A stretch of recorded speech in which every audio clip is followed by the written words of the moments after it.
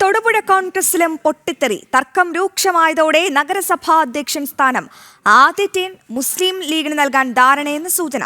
KPCC general secretary Nisha സോമനെ വെട്ടി കോൺഗ്രസിലെ ഒരു വിഭാഗം. നിഷ സോമനെ നഗരസഭാ അധ്യക്ഷയാക്കേണ്ടതില്ല എന്നാണ് ഒരു വിഭാഗത്തിന്റെ നിലപാട്. പരാതിയുമായി KPCC സമീപിക്കാൻ ഒരുങ്ങി നിഷ സോമൻ.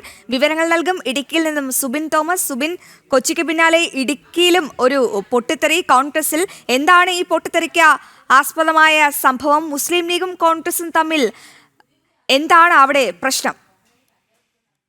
പ്രധാനമായും ഈ കോൺഗ്രസിൽ ഒരു വലിയ വിജയമാണ് തൊടുപുഴ നഗരസഭയിൽ കോൺഗ്രസിനുണ്ടായിരുന്നത്. മൃഗീയ ഭൂരിപക്ഷം നേടിയാണ് തൊടുപുഴ നഗരസഭയിൽ കോൺഗ്രസ് വിജയിക്കുന്നത്. ഇതിന് പിന്നാലെ തന്നെ ഈ അധ്യക്ഷ സ്ഥാനം സംബന്ധിച്ച് വലിയ രീതിയിലുള്ള തർക്കവും ഉടലെടുത്തിരുന്നു. പ്രധാനമായും KPCC ജനറൽ സെക്രട്ടറി ആയിട്ടുള്ള നിഷ സോമൻ അവിടെ തൊടുപുഴ നഗരസഭയിൽ വിജയിച്ചിരുന്നു. അതായത് LDFന്റെ ഏറ്റവും ശക്തി കേന്ദ്രത്തിൽ നിന്നാണ് നിഷ സോമൻ വിജയിച്ചിരുന്നത്. അതുകൊണ്ട് തന്നെ നിഷ സോമന് ഈ ഒരു അധ്യക്ഷ സ്ഥാനം ആദ്യ ടൈമിൽ നൽകണം എന്നൊരു വിഭാഗം ആദ്യം തന്നെ ഇത്തരത്തിൽ നിലപാടെടുത്തിരുന്നു. എന്നാൽ ആ നിലപാട് തള്ളി മറ്റൊരു വിഭാഗം എത്തിയിരിക്കുന്ന ഒരു സാഹചര്യമാണ് നിലവിൽ ഇപ്പോഴുള്ളത്.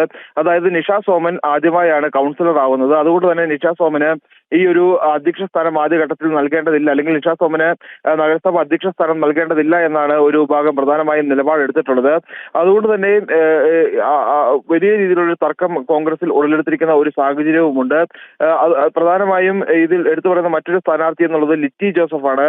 ലിറ്റി ജോസഫിലെ കോൺഗ്രസിലെ തന്നെ ലിറ്റി ജോസഫിനെ ആദ്യഘട്ടത്തിൽ ഈ അധ്യക്ഷ സ്ഥാനത്തേക്ക് എത്തിക്കണം, കോൺഗ്രസിന് അധ്യക്ഷ സ്ഥാനത്തേക്ക് എത്തിക്കണമെന്ന ഒരു വിഭാഗം നിലപാടെടുക്കുകയും ചെയ്തു. ഇതാണ് ഈ തർക്കത്തിന് വലിയ പ്രശ്നം ഉണ്ടാക്കിയിരിക്കുന്നത്.